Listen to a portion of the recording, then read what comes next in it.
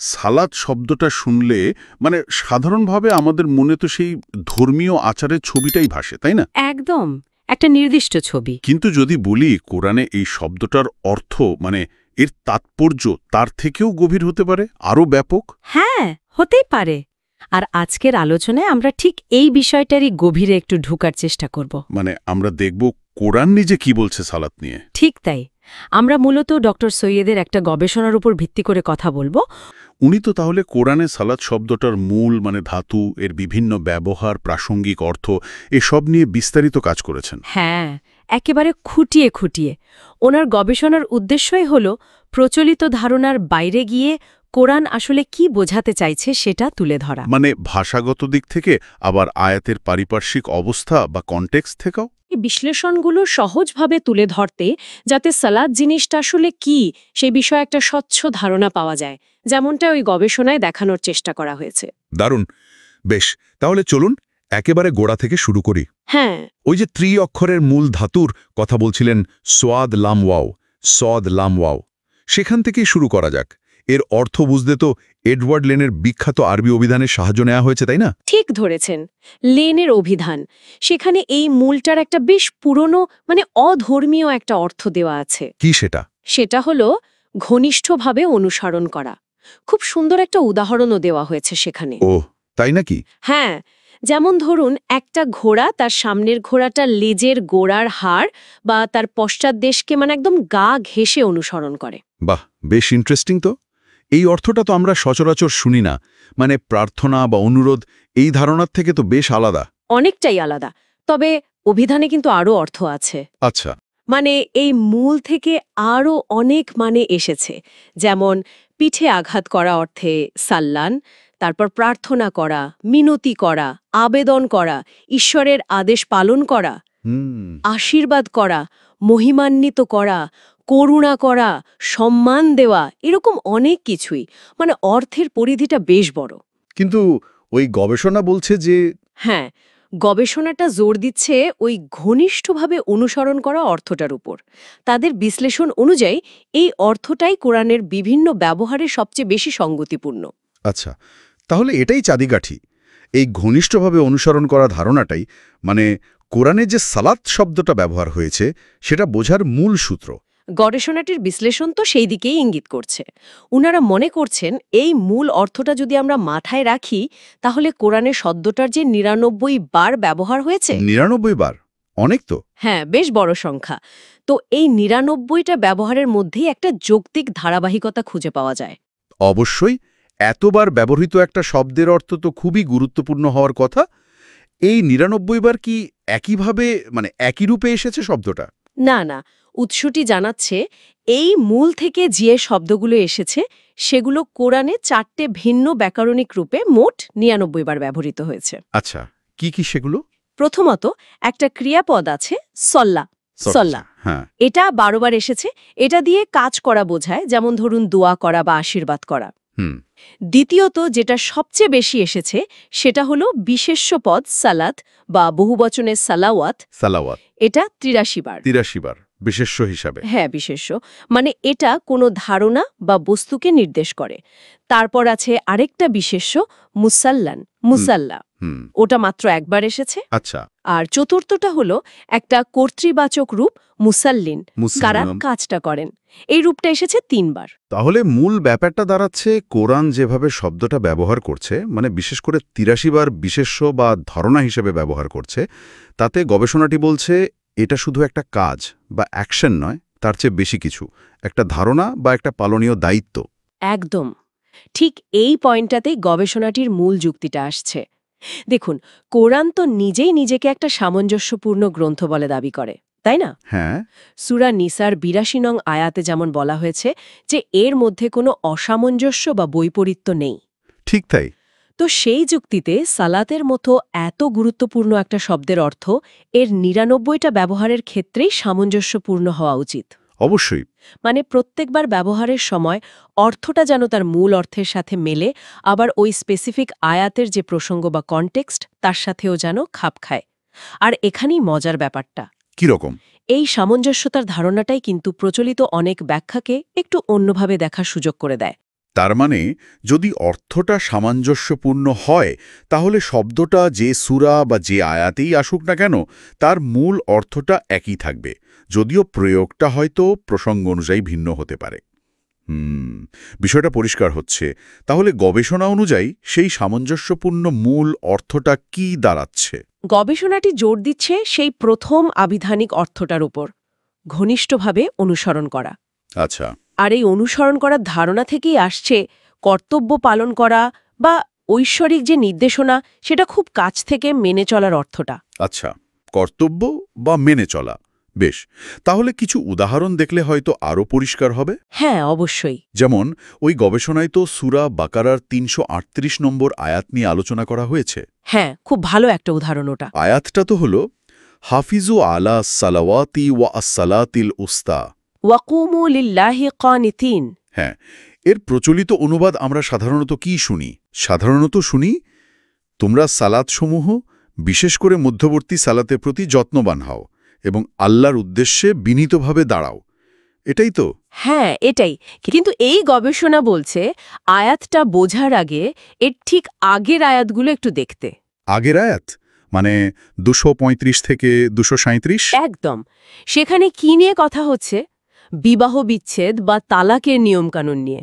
আর সেই পরিস্থিতিতে কিভাবে ন্যায় বিচার করতে হবে, দয়া দেখাতে হবে, সেই সব নিয়ে। ও আচ্ছা, হ্যাঁ মনে পড়েছে। তো এই প্রেক্ষাপটে গবেষণাটি প্রস্তাব করছে যে ২৩৮ নম্বর আয়াতে আস-সালাওয়াত মানে সালাতের বহুবচন, এর অর্থ হল কর্তব্যসমূহ। কর্তব্যসমূহ? হ্যাঁ, আর আস-সালাতি আল-উস্তা অর্থ হল চরমপন্থার মধ্যবর্তী কর্তব্য বা ভারসাম্যপূর্ণ কর্তব্য।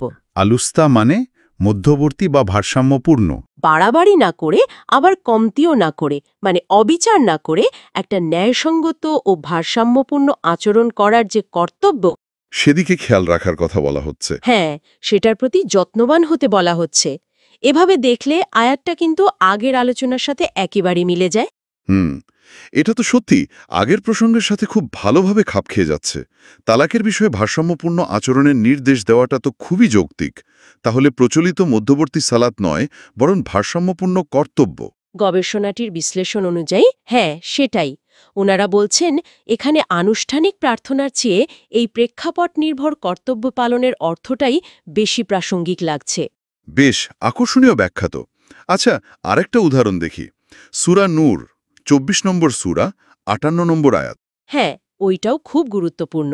দেখুন, ওই আয়াতটার মূল বিষয় হল ব্যক্তিগত গোপনীয়তা রক্ষা করা, বিশেষ করে বাড়ির ভেতরে। হ্যাঁ, মানে কখন বাচ্চারা বা অধীনস্থরা বড়দের ঘরে ঢোকার আগে অনুমতি নেবে সেই বিষয়। ঠিক।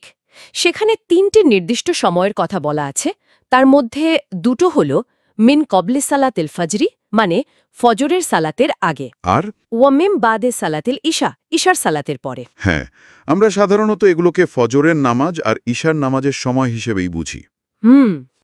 কিন্তু গবেষণাটি এখানেও একটু ভিন্ন দৃষ্টিকোণ থেকে দেখছে। তারা বলছে এখানে সালাত শব্দটাকে দিনের নির্দিষ্ট কিছু সময় বা সেই সময়ের কার্যকলাপ বা কর্তব্যের সাথে সম্পর্কিত করা হয়েছে। মানে সালাতুল ফাজরি হতে পারে ভোরের কর্তব্য বা কার্যক্রমের সময়, আর সালাতুল ইশা হতে পারে রাতের কর্তব্য বা কার্যক্রমের সময়। ভোরের বা রাতের কাজ বা ডিউটির সময়। এই সময়গুলোকে ব্যক্তিগত বিশ্রামের বা গোপনীয়তার সময় হিসেবে চিহ্নিত করা হয়েছে, যখন অনুমতি ছাড়া ঢোকা উচিত নয়। গবেষণাটার যুক্তি হল এখানে সালাতকে যদি সেই সময়ের কর্তব্য বা কার্যকলাপ হিসেবে ধরা হয় তাহলেই তা আয়াতের মূল বার্তা মানে গোপনীয়তা রক্ষার সাথে সঙ্গতিপূর্ণ থাকে। একদম। আর আগের আয়াতগুলোর সাথেও যেখানে পোশাক পরিবর্তন বা বিশ্রামের ইঙ্গিত আছে, এটা অপরিহার্যভাবে একটা নির্দিষ্ট আনুষ্ঠানিক প্রার্থনার সময়কে বোঝাচ্ছে না, বরং সেই সময়ের সাথে জড়িত সাধারণ কাজ বা অবস্থাকে বোঝাচ্ছে। তাহলে এখানেও সেই কর্তব্য বা সময়ের সাথে সম্পর্কিত কাজ, এই অর্থটাই গবেষণা অনুসারে বেশি যুক্তিযুক্ত মনে হচ্ছে। আচ্ছা, এই গবেষণায় কি সালাতকে অন্য কোনো দিক থেকেও দেখা হয়েছে? যেমন ধরুন এর ব্যাকরণগত দিকটা। হ্যাঁ, সেটাও দেখা হয়েছে। একটা খুব গুরুত্বপূর্ণ পর্যবেক্ষণ হল সালাতের ব্যবহার অনেক জায়গায় একটা ভাববাচক বিশেষ্য বা অ্যাবস্ট্র্যাক্ট নাউন হিসেবে হয়েছে। ভাববাচক বিশেষ্য যেমন? যেমন ধরুন সূরা বাকারার ৪৫ নম্বর আয়াত, সেখানে বলা হয়েছে ওয়াস্তাঈনু বিসসাবরি ওয়াসসালা। অর্থাৎ তোমরা ধৈর্য ও সালাতের মাধ্যমে সাহায্য প্রার্থনা করো। এখানে বিশেষত্বটা কি? এখানে দেখুন সবর মানে ধৈর্য, এটা তো একটা স্পষ্ট ভাববাচক বা গুণবাচক ধারণা, তাই না? Abstract noun. হ্যাঁ, অবশ্যই। আচ্ছা, সালাত শব্দটা ওয়া মানে এবং দিয়ে এর সাথে জোড়া হয়েছে। গবেষণাটি যুক্তি দিচ্ছে ব্যাকরণগতভাবে দেখলে একটা ভাববাচক ধারণার সাথে সাধারণত আরেকটা ভাববাচক ধারণায় যুক্ত হয়। এটা বেশি স্বাভাবিক। আচ্ছা। সেই হিসেবে সালাত শব্দটার অর্থ যদি কর্তব্য ধরা হয়, যেটা নিজেও একটা ভাববাচক ধারণা, তাহলে সেটা সবারের সাথে যুক্ত হওয়াটা খুব সঙ্গত শোনায়। ধৈর্য ও কর্তব্যের মাধ্যমে সাহায্য প্রার্থনা করো। আর এই অর্থটা আয়াতের আগের বা পরের অংশের সাথেও খাপ খায় বলছেন। হ্যাঁ, ওই আয়াতের আগে পরে সৎ কাজের আদেশ দেওয়া, আল্লাহর বিধান মেনে চলার কথা বলা হয়েছে। তো সেই প্রসঙ্গের সাথে ধৈর্য ও কর্তব্য দিয়ে সাহায্য চাওয়ার অর্থটা খুব সুন্দরভাবে মিলে যায়। গবেষণাটি বলছে একটা ভাববাচক বিশেষ্যকে সবার একটা নির্দিষ্ট শারীরিক ক্রিয়া বা আচারের আনুষ্ঠানিক প্রার্থনার সাথে এভাবে সরাসরি যুক্ত করাটা ব্যাকরণগতভাবে ততটা স্বাভাবিক নয় যতটা দুটো ভাববাচক ধারণাকে যুক্ত করা। বুঝতে পারছি। তাহলে এই সব আলোচনার নিরিখে গবেষণাটির মূল কথাটা কি দাঁড়াচ্ছে? মানে সালাত বলতে আসলে কি বোঝাচ্ছে? গবেষণাটির মূল প্রতিপাদ্য বা সারমর্ম হল কোরআনে সালাত শব্দটি এর যে মূল আবিধানিক অর্থ মানে ঘনিষ্ঠভাবে অনুসরণ করা এবং এর ৯৯ বার ব্যবহারের ক্ষেত্রে যে সামঞ্জস্যপূর্ণ প্রাসঙ্গিক প্রয়োগ দেখা যায় সেগুলো বিচার করলে বোঝা যায় যে এটা প্রাথমিকভাবে কর্তব্য, ডিউটি বা অব্লিগেশন এবং ঐশ্বরিক নির্দেশনা বা আল্লাহর বিধানকে ঘনিষ্ঠভাবে অনুসরণ করা, closely following the divine commandments, এই অর্থটাই বোঝায়। এই কর্তব্য ধারণাটা কি আরেকটু খুলে বলা যায়? মানে গবেষণাটি কি ধরনের কর্তব্যের কথা বলছে? দেখুন, এটা একটা বেশ ব্যাপক বা ব্রড ধারণা। এর মধ্যে যেমন সাধারণ নৈতিক কর্তব্যগুলো পড়ে, যেমন ধরুন কথা দিলে কথা রাখা, ধৈর্য ধরা, আল্লাহর কাছে সাহায্য চাওয়া বা মিনতি করা, এগুলো তো সব ধর্মেই কম বেশি আছে। হ্যাঁ, আছে। তেমনি আবার কোরআনের নির্দিষ্ট আয়াতের প্রসঙ্গ অনুযায়ী বিশেষ কর্তব্য এর অন্তর্ভুক্ত হতে পারে। যেমন আমরা একটু আগে দেখলাম তালাকের ক্ষেত্রে ভারসাম্যপূর্ণ আচরণের কর্তব্য বা ব্যক্তিগত গোপনীয়তা রক্ষার সময়ের সাথে সম্পর্কিত কর্তব্য। আচ্ছা। এ সবকিছুই কিন্তু সেই মূল অর্থের সাথে জুড়ে যাচ্ছে, মানে আল্লাহর বিধানকে ঘনিষ্ঠভাবে অনুসরণ করা। গবেষণাটি আরও একটা গুরুত্বপূর্ণ বিষয় তুলে ধরেছে। কোরআনে প্রায়ই আকিমুস সালাত কথাটা ব্যবহার করা হয়েছে। হ্যাঁ, সালাত কায়েম করো। ঠিক। তাদের বিশ্লেষণ অনুযায়ী এর অর্থ শুধু প্রার্থনা পাঠ কর নয়, বরং এর অর্থ আরও ব্যাপক, মানে কর্তব্য প্রতিষ্ঠা কর বা কর্তব্যকে জীবনে বাস্তবায়ন কর এবং সেটাকে সমুন্নত রাখো। বেশ গভীর অর্থ। তাহলে একটা খুব স্বাভাবিক প্রশ্ন আসে মনে। বলুন। মুসলিমরা যে একটা নির্দিষ্ট পদ্ধতিতে নির্দিষ্ট সময়ে আনুষ্ঠানিক প্রার্থনা বা নামাজ আদায় করেন, সেই বিষয়ে এই গবেষণার বক্তব্যটা কি? মানে এই যে প্রচলিত প্র্যাকটিস, এর সাথে কোরআনিক সালাতের সম্পর্কটা কি দাঁড়াচ্ছে? হ্যাঁ, এটা খুবই সঙ্গত প্রশ্ন। আর গবেষণাটি এই বিষয়ে কিছু গুরুত্বপূর্ণ পর্যবেক্ষণ তুলে ধরেছে। মানে তারা তাদের বিশ্লেষণের ভিত্তিতে কিছু কথা বলছে আর কি। যেমন প্রথমত তারা বলছে যে আনুষ্ঠানিক প্রার্থনার যে বিস্তারিত নিয়মকানুন, মানে ঠিক কিভাবে দাঁড়াতে হবে, রুকু বা সিজদা কিভাবে করতে হবে, প্রত্যেকটা ধাপ কি হবে, কোন নামাজে কত রাকাত, আবার প্রত্যেকটা নামাজের একেবারে নির্দিষ্ট সময়সূচি। হ্যাঁ, এই খুঁটিনাটি বিষয়গুলো। এই পুঙ্খানুপুঙ্খ বিবরণগুলো কোরআনে সেভাবে দেয়া নেই। যদিও সালাত শব্দটা ৯৯ বার এসেছে, তারা এটাকে তুলনা করেছে কোরআনের উত্তরাধিকার আইনের সাথে। মানে যেমন সূরা নিসায় আছে। হ্যাঁ, সেখানে দেখুন সম্পত্তির ভাগ বাটোয়ারা কিন্তু অত্যন্ত সুস্পষ্ট আর নির্দিষ্টভাবে বলে দেয়া হয়েছে কার ভাগে কতটুকু যাবে সব। তার মানে গবেষণাটি বলছে কোরআনে কিভাবে নামাজ পড়তে হবে তার এতটা ডিটেলস নেই। তাদের বিশ্লেষণ অনুযায়ী নেই। গবেষণাটি জানাচ্ছে আনুষ্ঠানিক প্রার্থনার এই যে নির্দিষ্ট বিবরণগুলো, যেমন ধরুন দিনে ৫ বার নামাজ বাধ্যতামূলক হওয়া, বিশেষ করে মিরাজের কথিত ঘটনার পরে বা আজানের মাধ্যমে নামাজের জন্য ডাকা, এই বিষয়গুলো মূলত হাদিস সাহিত্য থেকে এসেছে, মানে সহি আল বুখারী, সহি মুসলিম বা অন্যান্য হাদিস গ্রন্থে নবী মোহাম্মদের যে কথা ও কাজের বিবরণ আছে সেখান থেকে, সরাসরি কোরআন থেকে নয়। আচ্ছা। এখানে আবারও মনে করিয়ে দিই, এটা কিন্তু গবেষণাটির নিজস্ব বিশ্লেষণ ও পর্যবেক্ষণ। নিশ্চয়ই। আচ্ছা, অন্যান্য ধর্ম বা সংস্কৃতির প্রার্থনার সাথে কোনো তুলনা কি করা হয়েছে? হ্যাঁ, কিছুটা করা হয়েছে। গবেষণাটি এটা স্বীকার করে যে প্রার্থনা করা বা ঈশ্বরের কাছে মিনতি করা, এটা তো মানব ইতিহাসের একটা অংশই, প্রায় সব ধর্মেই আছে। ঠিক। বিভিন্ন ধর্ম, ধরুন খ্রিস্ট ধর্ম, ইহুদি ধর্ম, তাদেরও তো নিজস্ব রীতি আছে, নিজস্ব আচার আছে প্রার্থনা করার। এমনকি ইসলামের ভেতরেও যে বিভিন্ন মাযহাব বা চিন্তাধারা আছে, তাদের মধ্যেও তো আনুষ্ঠানিক প্রার্থনার পদ্ধতিতে কিছু কিছু পার্থক্য দেখা যায়। হ্যাঁ, যায় তো। গবেষণাটি এটাও উল্লেখ করেছে যে যদিও ৫ ওয়াক্ত নামাজকে ইসলামের একটা অন্যতম স্তম্ভ হিসেবে ধরা হয়, কিন্তু বাস্তবে কি সবাই সবসময় সেটা ঠিকঠাক পালন করেন বা করতে পারেন? হয়তো না। সেটাও ঠিক। তাহলে এই গবেষণা অনুসারে আনুষ্ঠানিক প্রার্থনা আর কোরআনিক সালাতের মধ্যে মূল পার্থক্যটা কোথায় দাঁড়াচ্ছে? গবেষণাটি আসলে ইঙ্গিত দিচ্ছে যে মানুষ যে এই আনুষ্ঠানিক আচার অনুষ্ঠানগুলো পালন করে, সেগুলো হয়তো সময়ের সাথে সাথে ঈশ্বরের সাথে একটা সংযোগ তৈরির জন্য, তার কাছে মিনতি জানানোর জন্য বা তাকে স্মরণ করার একটা উপায় হিসেবে গড়ে উঠেছে।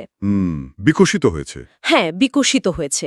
কিন্তু তারা জোর দিয়ে বলছে যে সালাতের মূল কোরআনিক অর্থটা, যেটা শব্দটার উৎস এবং কোরআনের অভ্যন্তরীণ সামঞ্জস্য থেকে পাওয়া যাচ্ছে, সেটা হলো কর্তব্য পালন করা এবং ঈশ্বরের আদেশ নির্দেশ ঘনিষ্ঠভাবে অনুসরণ করার একটা বৃহত্তর আরও ব্যাপক ধারণা।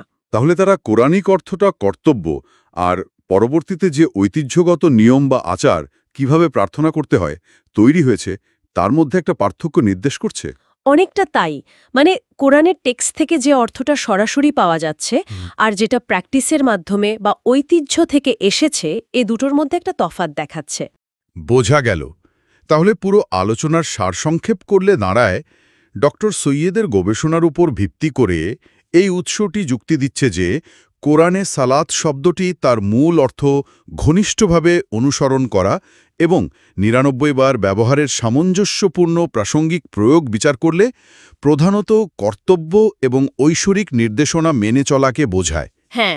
আর এই অর্থটি পরবর্তী ঐতিহ্যগুলিতে যে নির্দিষ্ট আনুষ্ঠানিক প্রার্থনা বা আচারের ধারণা বিকশিত হয়েছে তার চেয়ে ভিন্ন এবং সম্ভবত আরও ব্যাপক। একেবারে ঠিক বলেছেন। সারমর্ম এটাই। আর সবশেষে এই গবেষণা কিন্তু একটা গভীর চিন্তার খোরাকও যোগায়। কী রকম? মানে একটা জরুরি প্রশ্ন উঠে আসে এখান থেকে। যদি সালাতকে আমরা প্রাথমিকভাবে কর্তব্য হিসেবে বুঝি, তাহলে কোরআনের পাঠ্যের সাথে আমাদের সম্পর্কটা কিভাবে বদলে যেতে পারে? ভাবনার বিষয় তো বটে। ধরুন, যদি ধরে নিই সালাত এমন একটা কর্তব্য যা তার আশেপাশের আয়াতগুলো দ্বারাই সংজ্ঞায়িত হচ্ছে, তাহলে কোরআনের যে যে অংশে এই সালাত শব্দটা ব্যবহৃত হয়েছে, সেখানে আসলে কোন নির্দিষ্ট কর্তব্যগুলোর দিকে ইঙ্গিত করা হচ্ছে? মানে প্রত্যেকটা সালাতের আদেশের কনটেক্সট অনুযায়ী তার কর্তব্যটা খুঁজে বের করা। ঠিক তাই। এটা পাঠককে শুধু আনুষ্ঠানিক দিকের বাইরে গিয়ে কোরআনের বার্তার আরও গভীরে ডুব দিতে উৎসাহিত করতে পারে। প্রত্যেকটা সালাতের সাথে জড়িত সেই প্রাসঙ্গিক বা কনটেক্সচুয়াল ডিউটিটা কি, সেটা খুঁজে বের করার একটা আগ্রহ তৈরি করতে পারে। সত্যি, এটা কোরআনকে একেবারে অন্যরকম একটা দৃষ্টিকোণ থেকে দেখার আমন্ত্রণ জানাচ্ছে। আজকের আলোচনা তাহলে এখানেই শেষ করা যাক। হ্যাঁ। আশা করি সালাত নিয়ে এই যে ভিন্নধর্মী বিশ্লেষণ, এটা শ্রোতাদের নিজস্ব চিন্তা ও অধ্যয়নকে আরও উস্কে দেবে। সেটাই আশা করা যায়।